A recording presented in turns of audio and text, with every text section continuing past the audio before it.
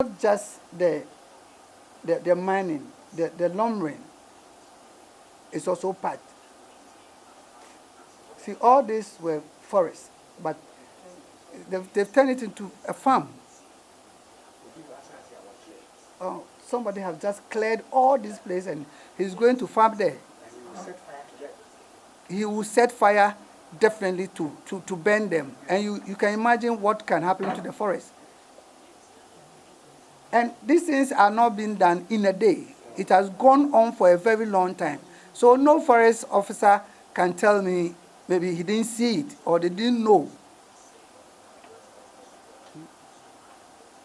You see? This is also a part of Edukrum, Atewa Edukrum. To keep the forest alive. The country does not need any new set of laws to protect and safeguard the environment and natural resources. What the country needs is attitudinal change because negligence, the canker, has eaten up the entire fabric of natural resource governance and permeates governance even to the forest ranger. It is this negligence that has led to the numerous futile interventions put in place by the government to stop illegal mining and its debilitating effect on both the environment and economy. It is this same negligence that has brought about the wanton destruction of the Atewa forest, an important water tower in Ghana, as well as an internationally recognized biodiversity area of global significance. Our monitoring of the forest and the evidence we have gathered show that in the past 6 months and more, illegal activities in the forest is getting out of hand, and there is no deliberate effort by the Forestry Commission to stop this. We are in very dark days in the life of the Atewa Forest Reserve. Just as the Minerals Commission, Ministry of Lands and Natural Resources, and the Environmental Protection Agency neglected their core mandates of protecting the environment, leading to the creation of a myriad of artificial pools and, in some cases, craters filled with water that has taken the lives of a lot of precious innocent souls. We are all privy to the surcharge that was brought on them by the Auditor General after their investigations. The same negligence on the part of the Forestry Commission, if not exercised, will lead to the destruction of Atewa forest even before the legal battle in the country, in the courts, to stop the mining of bauxite will be concluded.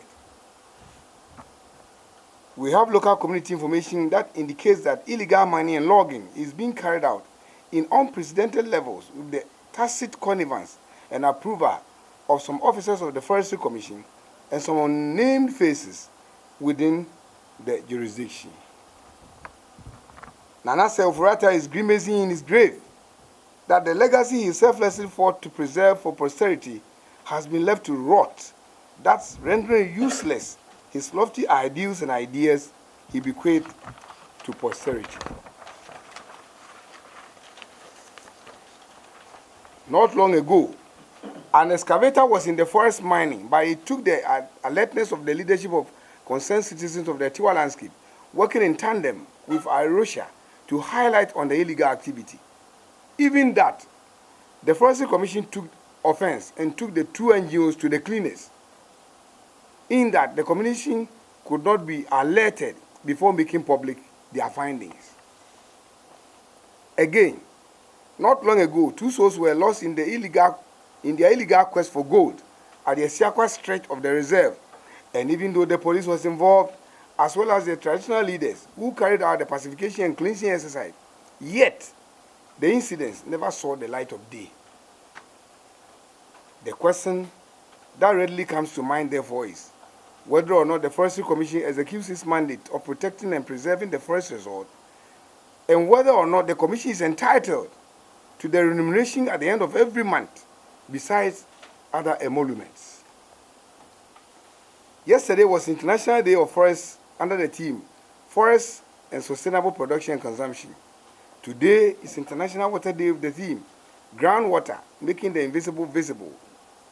As a country, we'll be mounting podiums and are claiming our commitments to sustainable use of our natural resources and protection of water bodies. But right in our backyard, we are watching the most critical forest in Ghana to be destroyed. Atewa forest is a unique forest not only to Ghana but also to the world. Its cells provide the visible sources of water, whose impact is felt everywhere by the over 5 million people who depend on the 100+ streams flowing down the hills. Out of sight, under our feet, its groundwater is a hidden treasure that is enriching our lives.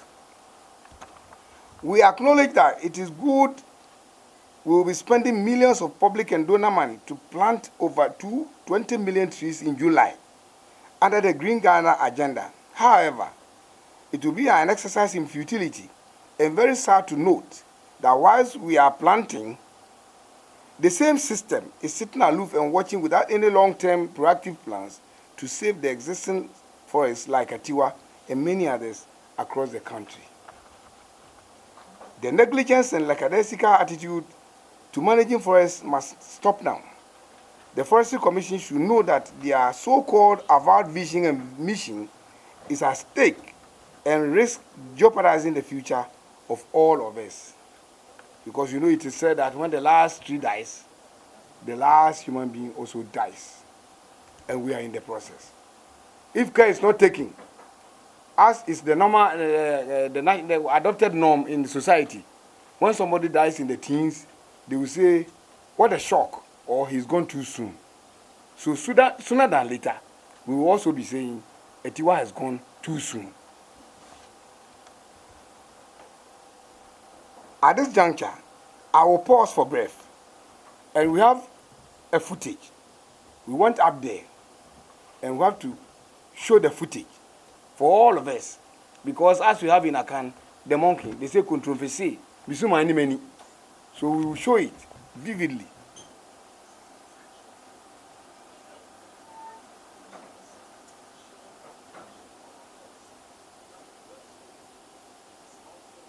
And it's all over. You see, this is what's so canning that they are not at the very the fringes. They go deep into the forest, and you get to a place and you realize that a whole area, you see, and they are conveying this thing from the forest, and they do it every day. So it's not one day work that somebody will see somewhere. Oh, we didn't know.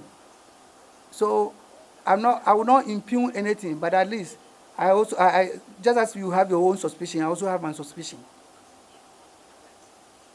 Look at the river that is inside the forest, not outside the forest. Oh. This will drain into the communities, and so those in those communities would have no water for domestic purposes, domestic use, unless of course if you have borehole or whatever. These are all forests that have been cleared. Look at the forest mark, the pillar there.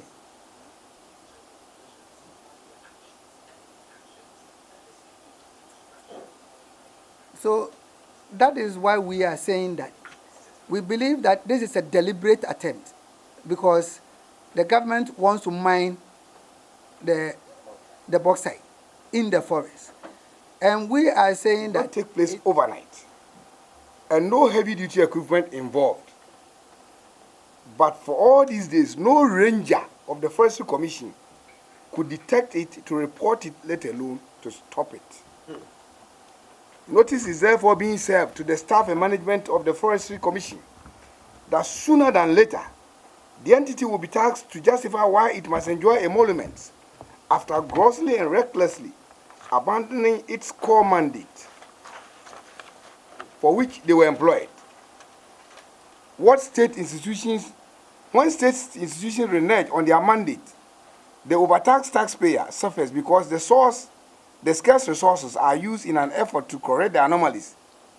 Galamstor, Operation Vanguard, brought in this week heavy cost when the Minerals Commission failed woefully to enforce its rules and regulations of mining, thus paving the way for the pollution of river bodies with the accompanying social problems. Just about 4 days ago, a young innocent who was drowned in a pit in my hometown, Kwabing. We are therefore, by this statement, requesting for a full-scale investigation of the Forestry Commission staff at the Chief District Office on why these illegal activities are escalating without any proactive measures in place to address them. The reactive actions is not yielding any results and leading to further impunity. We need to wise up, please. The concerned citizens of Atewa landscape is also entreating all environmental NGOs and associations, both local and international, and the general public, to join hands and call for a halt of these nefarious activities in the Atewa forest. We are also using this platform to ask for both civil and legal support to enable us compel the Forestry Commission to do their mandated work of protecting our forests as they are supposed to. There's too much pretense around. There is too much pretense around. The burden of protection, therefore, lies on the shoulders of civil society. We must rise up and protect this priceless gem of nature for now and posterity, as our forefathers, who were classified as living in a period of abejimi bre. That is why we classify them abejimi bre. Could, out of their supposed ignoramus, see the need to preserve the forest for posterity. Yet we, the enlightened, look at what we are doing. Efremamu, the visionary musician at Morning Society in his classic Yangara Assassini, he sang that, "Edu menem won so say ye be ye biatoaso. Na ye biatoaso ana emu ye say no, ye nye bi ntoaso." But are we doing so? As if he knew.